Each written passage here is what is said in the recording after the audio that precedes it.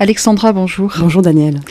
On va se retrouver pour un thé littéraire avec Louise Caron ce mardi 24 novembre à partir de 16h30 à la médiathèque de Saint-Christol-les-Alès. Tous ceux qui veulent découvrir qui est Louise Caron et surtout ce qu'elle dit, ce qu'elle exprime, d'ailleurs tout aussi bien avec ses mots qu'avec ses gestes. Oui, parce que Louise Caron, c'est une femme de lettres avec un grand L, c'est une femme des mots. Et les mots, on les trouve couchés dans un livre, mais on les trouve aussi dans la bouche, plus spécifiquement des comédiens. Alors, qui est Louise Caron ? Alors, Louise Caron, je serais presque tentée de vous dire que c'est une grande dame. C'est une grande dame du mot, mais aussi une grande humaine. Louise, depuis qu'elle est petite, eh bien, elle est attirée par le mot, par le sentiment humain. Et depuis qu'elle est petite, eh bien, elle a toujours, dans sa chambre, créé ses petites pièces de théâtre pour elle ou retranscrit des choses qu'elle aimait. Mais bon, papa, maman, derrière, ma chérie, le théâtre, tu n'y songes point.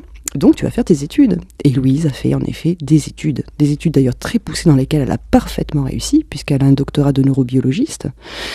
Et donc, dans la région parisienne, Louise est devenue médecin neurobiologiste.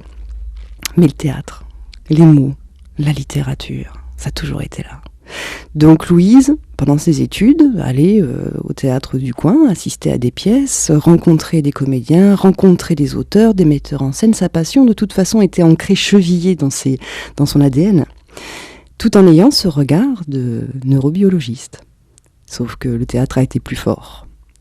Elle a participé à des pièces. Et elle s'est mise à écrire aussi. Ça ne l'a jamais quittée. Et Louise est devenue comédienne. Presque tragédienne, préfère-t-elle dire peut-être aussi. Et elle a rencontré Michel, son époux, et tous les deux ont mené leurs pieds sur les planches et leurs plumes dans l'écriture. Alors on a l'impression de deux destins, puisque vous parlez également de son époux, de deux destins qui sont finalement très éloignés de nous. En tout cas, pour ce qui concerne la géographie, Louise Caron n'est pas si loin, puisqu'elle est notamment très active, si ce n'est d'ailleurs fondatrice, et vous allez me le confirmer ou pas, d'ateliers de théâtre en Duse. Exactement. Le T2A, c'est Louise et Michel. Donc Louise intervient en effet dans notre région. On a eu d'ailleurs la chance à Saint-Christol-les-Alès de recevoir leurs pièces comme Don Juan Elvire, comme Page arrachée, qui est le texte qu'ils avaient fait sur 14-18, où l'histoire avec un petit H rencontre l'histoire et s'inscrit dans l'histoire avec un grand H. Et ce qui est très très beau, au bout du comptoir, la mère aussi, qui était drôle aussi, ce qui est très beau dans l'écriture de Louise, c'est cet aspect qu'elle a de rencontrer l'humain, mais l'humain dans ce qu'il y a de plus profond, de tout ce qu'il y a de plus fragile et de plus terrible à la fois. Elle est à la fois donc femme de théâtre, puisque c'est une comédienne, c'est quelqu'un qui en effet vit le théâtre comme seuls certains comédiens peuvent le faire. Donc un comédien joue avec ses tripes, mais Louise joue avec son ADN. C'est peut-être le côté neurobiologiste, justement. Et à la fois, c'est une femme de littérature. Nous recevons demain l'écrivaine. Nous recevons l'auteur qui va venir nous présenter, entre autres, ces deux derniers ouvrages, qui sont vraiment merveilleux. Chroniques de jours de cendre et Des îlots d'errance. Des îlots d'errance, ce sont des nouvelles, et Chroniques de jours de cendre répondent bien à l'actualité, malheureusement actuelle. On peut en parler un peu plus, vous pouvez en parler un peu plus. Dans Des îlots d'errance, en fait, on rencontre des destins. On rencontre des destins de plusieurs personnes. Alors on va trouver Germain Poliakov, on va croiser Margot Bruder ou Étienne Ferrari, et surtout on va croiser cet instant où dans votre vie, on a tous été confrontés à ça. Il y a un moment où les choses peuvent basculer, où vous êtes à la limite de quelque chose. Et qu'est-ce qui fait que vous allez prendre ce choix, ce parti pris ou pas ? Et comment votre vie peut basculer vraiment ? C'est...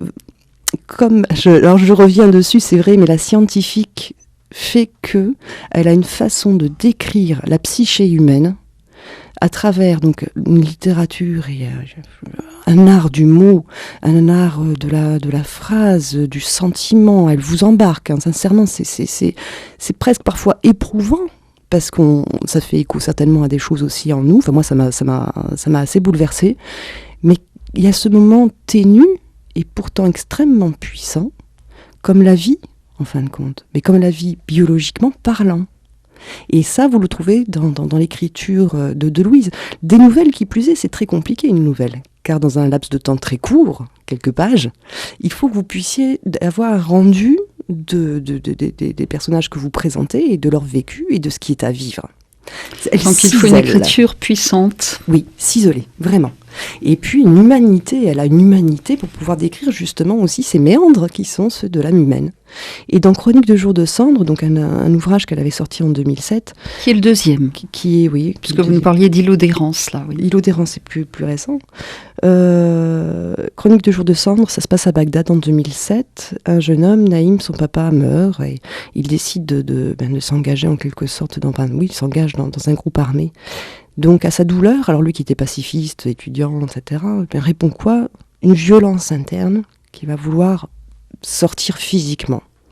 En parallèle, on croise aussi la route d'un soldat, un GI, Nico Barnes, qui lui par contre, il est justement dans la violence et dans cette douleur-là, il est dans une introspection et cherche à s'en sortir. On va croiser ces deux destins vont se croiser d'un extrême à l'autre. Et j'ai le communiqué de presse dans lequel je lis, elle nous parle de l'histoire sans parti pris, avec toujours une grande justesse de ton qui mène le lecteur à questionner le rapport à l'autre. Qu'est-ce qu'un ennemi ? Et comme vous le disiez, c'est tragiquement d'actualité aujourd'hui. Tout à fait. Surtout actuellement où il nous faut une bonne dose d'amour et de respect. Alors, est-ce que ce sont ces livres qu'elle viendra présenter ? Quel sera le partage exactement qui va se faire ce mardi 24 à partir de 16h30 ? Nous recevons Louise, la femme de mots. Ça sera donc, nous allons parler exclusivement surtout de ces livres. Discussion libre. Discussion libre. J'ai l'habitude de dire que quand on reçoit quelqu'un comme ça dans la médiathèque, je le donne en pâture au public. Ça va être autour d'une bonne tasse de thé, de café, de jus de fruits, de petits gâteaux, parce qu'on s'est rendu compte que quand on remplit la bouche, c'est là qu'on parle le mieux en fin de compte. Ça se passe un peu comme dans votre salon à la maison avec une bande de copains, et puis on parle de quelque chose de beau. On va parler de l'écriture de Louise aussi, de la femme qu'elle est, parce que je vous dis, c'est une grande dame. C'est un vrai plaisir pour nous que de la recevoir, c'est même un honneur. Née en 1948, on le rajoute, donc il y a de l'expérience derrière elle, du vécu.